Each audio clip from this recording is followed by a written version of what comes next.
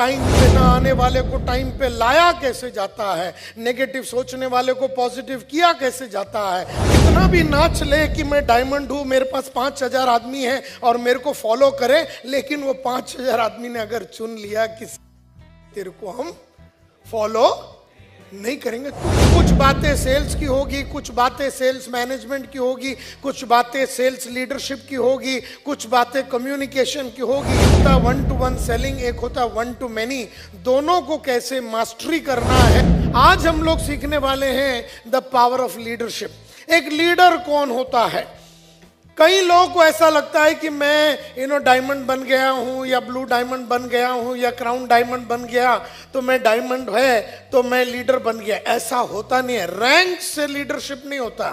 Rank जो होता है ना कि आपको सिल्वर मिल गया, गोल्ड मिल गया, जो भी मिल गया, इससे कोई आदमी लीडर नहीं कहलाया जा सकता। ये मैं आपको साबित करूंगा थोड़ी देर में। इम्प्लीमेंटेशन होता है। रियलाइजेशन का मतलब है कि आपको ऐसा झापड़ लग गया, आपको ऐसा लगा कि मैं अपनी जिंदगी बर्बाद कर रहा हूं, मैं सब गलत चीजें जाके मार्केट में बोल रहा हूं, मुझे तो क्वेश्चन पूछने की तमीज नहीं है, मेरे कम्युनिकेशन में बाधा है, मैं लोगों को मिलने जाता हूं, मैं उनको कन्वर्ट नहीं कर पाता हूं। और आज जब वो झटका और वो झापड़ लगता है और जब रियलाइजेशन होता है, तब जाके आदमी उस चीज को गहराई से नो करने की कोशिश करता है, गहराई से अंडरस्टैंड करने की कोशिश करता है। अपनी चोपड़ी निकालता है, सामने नायर साहब का सीडी रखता है, 18 क्वेश्चन जो उन्होंने बताया उसको लिखता है, हिंदी इंग्लिश मराठी में 10 बार, 12 बार, 20 बार, 30 बार, 40 बार, 50 बार, और लिखते लिखते लिखते लिखते लिखते उसको रियलाइजेशन होता है, उसको गहराई आने चालू हो जाती है।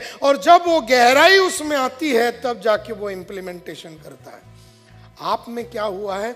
आपने नो कर लिया, आपने अंडरस्टैंड कर लिया, आपने इंप्लीमेंट करने की कोशिश की, जिंदगी में आपसे कुछ चीज इंप्लीमेंट नहीं हो रही क्योंकि आपको किसी तरह का रियलाइजेशन नहीं हो रहा है, आपको किसी तरह का गहराईपन नजर नहीं आ रहा, आप गहराई में उतर नहीं रहे हैं लाइफ में, इसीलिए आप ऊपर ऊपर के इंसान रह गए, इसीलिए आप ऊपर ऊपर की कमाई कर लेते हैं, इसीलिए आपका 40, 50, 60 हजार, 1 लाख, 2 लाख रुपया कमाई होता, 20 लाख, 10 लाख जो गहराई कमाई है, वो गहरा कमाई गहराई में उतरने के बाद ही होता है। और खास करके जो गुरु लोग बोलते हैं उसको 100% उसी तरह से इंप्लीमेंट कर लेना चाहिए था।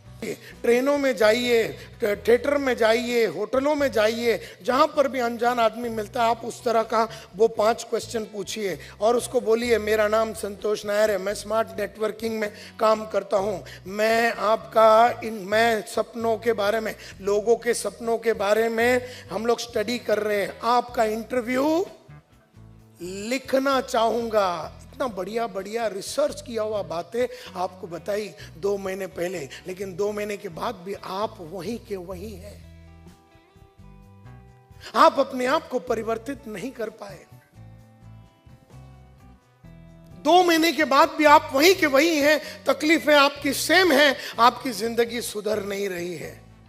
वो इसलिए क्योंकि माय डियर फ्रेंड्स, क्योंकि आपका नॉलेज हुआ है, अंडरस्टैंडिंग हुआ है, लेकिन रियलाइजेशन नहीं हुआ है। जिसको रियलाइजेशन नहीं हुआ, मैंने जब एक किताब सेल्स की पढ़ी तो मुझे रियलाइजेशन हो गया, बाप रे, मुझे तो सेल्स के बारे में कुछ नहीं। दूसरा पढ़ा तो मैं एब्सोल्युटली अनपढ़ गवार हूं। तीसरा किताब जब मैंने सेल्स में पढ़ा तो मुझे लगा कि मेरे ऐसा बेवकूफ इस दुनिया में नहीं है। 5वां पढ़ा, 10वां पढ़ा, ऐसा मैंने 400वां पढ़ा, तब जाके मेरी रियलाइजेशन हुई कि सेल्स एक समुंदर है, ये साधारण आदमी का काम नहीं है, लेकिन अगर साधारण आदमी को इसे समझना है तो ये उसकी गहराई में उसे उतरना पड़ेगा। तो साधारण संतोष नायर ने एक सीडी जब देखा, एक ऑडियो जब सुना, एक वीडियो जो महान गुरुओं का देखा, तब जाके रियलाइजेशन हुआ कि जो धंधा है मेरा वो सेल्स है, और सेल्स में मास्टरी हासिल करने के लिए 8 से 10 साल लगते हैं, और 8 से 10 साल का परिश्रम, मेहनत और नॉलेज का अपग्रेडेशन जब करूंगा तब जाके ही मैं सक्सेसफुल हो सकूंगा, तब जाके ही ही मैं जिसको भी मिलूंगा उसको मैं कन्वर्ट कर सकूंगा और उससे मैं धंधा ला सकूंगा। ये रियलाइजेशन जब मेरे को हुआ तो मैंने सीडीओ से मोहब्बत कर लिया, किताबों से मोहब्बत कर लिया। एक एक ट्रेनिंग प्रोग्राम में जब अटेंड करने जाता था तब मेरे को एक और रियलाइजेशन होता था, एक और रियलाइजेशन होता था, एक और रियलाइजेशन होता था। जैसे जैसे रियलाइजेशन बढ़ा वैसे वैसे मैंने अपनी गरीबी की हालत को छोड़ने को चालू कर दिया, कपड़ों को बदलने को चालू कर दिया, चाल को बदलने को चालू कर दिया, बोलने की कलाकारी में बदलाव लाया। हर जगह पे मैंने बदलाव लाने की चक्कर चलाई। And that is basically because KURI है formula. K for knowing, U for understanding, R for realization और I फॉर इंप्लीमेंट। आपको अगर इंप्लीमेंट करना खाली नॉलेज और अंडरस्टैंडिंग से नहीं चलेगा, क्योंकि अगर नॉलेज और अंडरस्टैंडिंग से ही चल सकता था तो 2 महीने पहले मैंने आपको जो बताया वो तो आपको नॉलेज हो चुकी थी, उसकी अंडरस्टैंडिंग भी हो चुकी, फिर क्यों नहीं आप उसको इंप्लीमेंट कर सके? 18 ऐसा क्वेश्चन बताया था उस सीडी में जो आपकी जिंदगी बदल सकती थी। तेरे दिमाग में बात घुसी क्यों नहीं फिर? क्योंकि अब तक तेरे को अपनी स्थिति सुधरना है, इसका गहरा सदमा पहुंचा नहीं है। कैसे बिल्ड किया जाता है, इनएक्टिव को एक्टिव कैसे बनाया जाता है, बेईमान हरामी को बेईमानी से निकाला कैसे जाता है, छोटे सोच वाले को बड़े सोच में कन्वर्ट करने के लिए किया जाता कैसे जाता है। सबसे पहला हम लीडर का डेफिनेशन से चालू करते हैं। Who is a leader?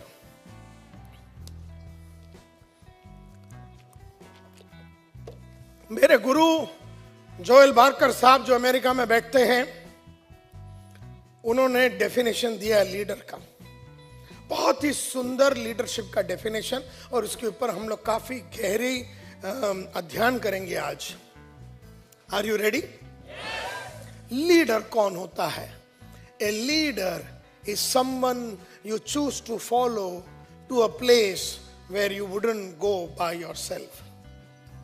Leader वो होता है जिसे हम चुनते हैं वहां जाने के लिए जहां हम अकेले जा नहीं सकते।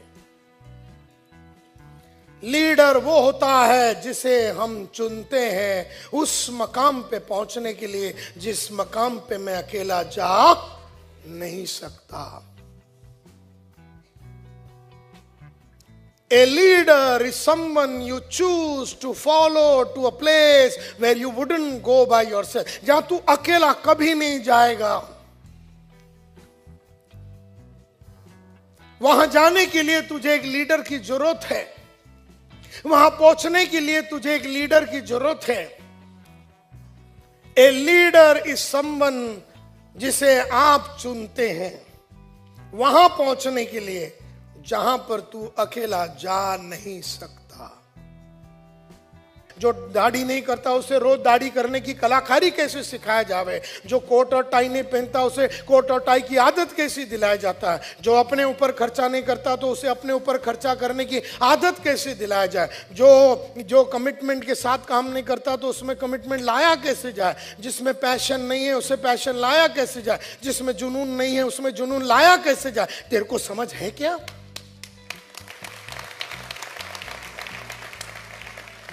अगर नहीं है समझ तो समझने की कोशिश कर रहा है, तू समझ नहीं है और समझने की कोशिश भी नहीं कर रहा है तो तू कर क्या रहा है? कर क्या रहा है तू? क्या तू गारंटी के साथ बोल सकता है कि मैं एक अनजान आदमी को मिलूं तो उसको 15 मिनट में कन्वर्ट कर सकता हूं? तू गारंटी के साथ बोल सकता है कि हां सर मैं लीडर हूं, हां सर मैं लीडर हूं? लेकिन लीडरों जैसी हरकतें जब आदमी करेगा तब जाके लीडर बनेगा, और लीडर्स जो है वो परिवर्तन ला सकेंगे, ट्रांसफॉर्मेशन ला सकेंगे। तो आज का प्रोग्राम है लीडरशिप के ऊपर। हम इसको रिपीट करेंगे और आप हमारे साथ पढ़ेंगे। Are you ready? A leader is someone you choose to follow to a place where you wouldn't go by yourself. एक लीडर वो होता है जिसे हम चुनते हैं उस मकाम पे पहुंचने के लिए जहां हम खुद नहीं जा सकते। एक लीडर वो होता है जिसे हम चुनते हैं उस मकाम पे पहुंचने के लिए जिस मकाम पे हम खुद नहीं पहुंच सकते हैं। एक लीडर वो होता है जिसे हम चुनते हैं उस मकाम पे पहुंचने के लिए जिसे हम पहुंच नहीं सकते हैं, हम या अकेले पहुंच नहीं सकते। इसका मतलब समझाइए मेरे को। कौन समझाएगा मेरे को? हाथ ऊपर करके बताइए कि ये एक डेफिनेशन है। यस सर, आप बताइए। यस, एक लीडर वो होता है जिसे हम चुनते हैं, यानी तेरे लाइफ में तू एक फॉलोअर है और तू एक लीडर को चुनता है। तू फॉलोअर है और कोई और आदमी, समझो वो एक लीडर है और तू फॉलोअर है। तो समझा मेरे को?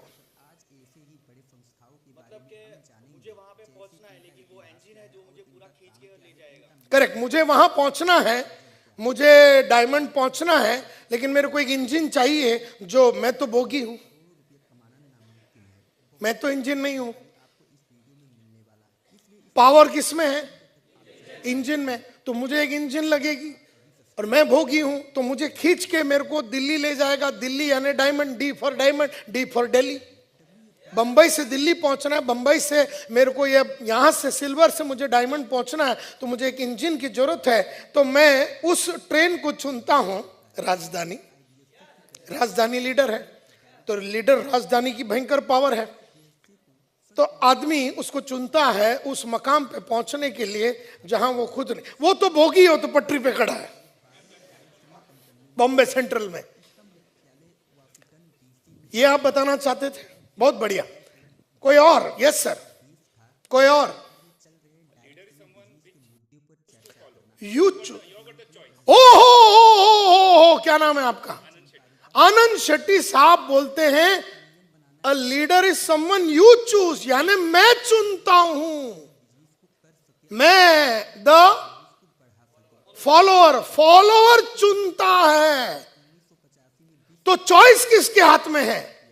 फॉलोअर के हाथ में है। और अगर उसने चूज कर लिया कि मैं इसे फॉलो करूंगा, तो वो फॉलो करेगा। वो ये भी तो चूज कर सकता है कि मैं फॉलो नहीं करूंगा। तो बहुत सारे नेटवर्क में लीडर बन के घूमने वाले आइटम को लोग फॉलो इसलिए नहीं करते हैं क्योंकि उन्होंने चुन लिया कि तेरे को तो फॉलो नहीं करेंगे। क्योंकि चुनना किसके हाथ में है? फॉलोअर के हाथ में। तो वो चुनता है कि मैं फॉलो करूंगा, वो या तो चुनता है कि मैं फॉलो नहीं करूंगा। चॉइस किसके हाथ में है? बिल्कुल, चॉइस फॉलो। ये शेट्टी साहब बता रहे, शेट्टी साहब बता रहे हैं कि तू कितना भी खंबा गाड़ ले, कुछ नहीं होने वाला, तेरी बातों को कोई नहीं सुनने वाला, क्योंकि तेरे लोगों ने चुन लिया कि तुझे फॉलो नहीं करेंगे। तो चॉइस लोगों के हाथ में है, फॉलोअर के हाथ में है। एक लीडर, एक फॉलोअर, लीडर एक फॉलोअर। तो नेहरू ने चुना गांधी को कि मैं फॉलो करूंगा आपको। सरदार पटेल ने चुना गांधी को कि मैं फॉलो करूंगा आपको। गांव वालों ने चुना भुवन को कि हम तेरे को फॉलो करेंगे, तू बोल वैसा करेंगे। पहले तो नहीं फॉलो किया क्योंकि गांव वालों को डाउट था कि लीडर है कि भी नहीं है। लेकिन थोड़े ही दिनों में हरकतें उन्होंने देखी आमिर खान की कि अकेला लड़ रहा है ब्रिटिश साम्राज्य से, हम बैठे हुए। तब उनको वो हुआ आर यार ये गलत बात है। एक गोरी मेम मदद कर रही है आमिर खान को गांव को जिताने के लिए, और हम गांव वाले बैठे हैं। ये रियलाइजेशन जब हुआ तो उन्होंने चुन लिया कि भाई अभी तो आमिर खान को फॉलो करना है। तो leader is someone you choose. तो शेट्टी साहब ने कहा कि हम चुनते हैं। बहुत बढ़िया बात। और कौन बताना चाहेगा? और कौन इस बात को और भी, इसके अंदर और भी बातें हैं? Yes sir, Upadhyay.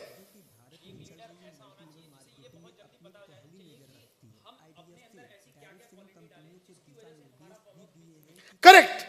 ये बहुत एक दूसरी अद्भुत बात कही इन्होंने। उन्होंने कहा कि अगर चुनना उसके हाथ में है, किसके, तो मेरे पास तो और कोई चारा ही नहीं है जब तक मेरे में बहुत सारी अद्भुत क्वालिटियां नहीं आवे। तो मेरे में अद्भुत क्वालिटियां आएंगे तो संभावना ये है कि वो शायद चुने फॉलो करने के लिए। तो ये उन्होंने कहा कि अगर ये बात सच है कि लीडर वो होता है जिसे लोग चुनते हैं उस मकाम पे पहुंचने के लिए जिस मकाम पे वो अकेला पहुंच नहीं सकता, तो ये बात भी इस बात में सही है कि अगर फॉलो करना है तो कोई क्वालिटी तो होना चाहिए, कोई काबिलियत तो होनी चाहिए, कुछ कलाकारियां तो होनी चाहिए। तो ये साफ कह रहे हैं कि फिर अगर चुनना फॉलोअर के हाथ में ही है तो लीडर के हाथ में सिर्फ एक ही चीज है, अपने आप को इतना गहरा इंसान बनावे, इतना सॉलिड बनावे, इतना मजबूत बनावे, इतना बढ़िया बनावे, इतना स्ट्रांग बनावे कि फॉलोअर मजबूर हो जावे चुनने के लिए। हाँ, फॉलोअर मजबूर हो जावे चुनने के लिए। एक है नरेंद्र मोदी, दूसरा है राहुल बाबा। आने वाली नीति को बढ़ावा और पैरवी करता है। यह प्रमुख भारतीय संगठन है जिसका उद्देश्य देश में व्यवस्थाओं को गतिविधियों को बढ़ावा देना और विकसित करना। कि फिक्की क्या करती है, आइए देखते हैं और जानते भी है कि ये भारत में व्यवसायों की मदद कैसे करता है। फिक्की की स्थापना 1927 में महात्मा गांधी के निर्देशन में भारतीय उद्योगपति एक समूह के द्वारा की गई। इस स्थापना का उद्देश्य भारतीय उद्योगपति समूह व्यापारियों को बढ़ावा देना और उनकी रक्षा करना था। फिक्की ने अपने स्थापना के बाद भारत के आर्थिक विकास में महत्वपूर्ण भूमिका निभाई है। ये सरकार के साथ वकालत में सबसे आगे रहा है और कई उद्योगपति नीतियों के निर्माण में भूमिका निभाई है। फिक्की का मुख्यालय दिल्ली में है। पूरे भारत में इसकी सबसे अधिक चैम्बर एसोसिएशन ऑफ नेटवर्क है। फिक्की द्वारा प्रदान की गई सेवा फिक्की देश की कई सेवाओं देने के लिए जिम्मेदार है। उसमें से कुछ इस प्रकार है। फिक्की और गैर लाभकारी संस्था जिसकी स्थापना 1927 में हुई थी। इस चैम्बर का मुख्य लक्ष्य अपने सदस्यों को आर्थिक हितों को बढ़ावा देना, विकसित करना। फिक्की अपने सदस्यों को कई प्रकार की सेवाएं प्रदान करता है जिसमें वकालत, नेटवर्क मार्केटिंग के अवसर, व्यवसायिक बुद्धिमत्ता और बहुत ही कुछ शामिल है। इसके अतिरिक्त फिक्की की नीति तैयार करने में, सरकार की मदद करने में काम करता है। इस प्रकार हम देख सकते हैं कि फिक्की भारत में एक बहुत इंपॉर्टेंट संगठन है, यानी बहुत ही महत्वपूर्ण संगठन है जो देश की अर्थव्यवस्था में एक प्रमुख भूमिका निभाता है। दोस्तों, उम्मीद करता हूँ आप अच्छी तरीके से समझ गए होंगे और यकीन मानिए आप डायरेक्ट सेलिंग, नेटवर्क मार्केटिंग से जुड़े हुए हैं तो आपको इन संस्थाओं के बारे में जानकारी होना बहुत जरूरी था, क्योंकि जब आपको जानकारी होगा तो ही आप नेटवर्क मार्केटिंग बिजनेस को अच्छी तरह से समझ पाएंगे और इसके बारे में जान पाएंगे। उम्मीद करता हूँ कि ये वीडियो आपको पसंद आई होगी। वीडियो पसंद आए तो वीडियो को कर लीजिएगा लाइक और शेयर करिएगा। चैनल पर नए होंगे तो चैनल को अभी करके सब्सक्राइब, बेल आइकन को जरूर दबाएं। दोस्तों, thank you very much, all the best.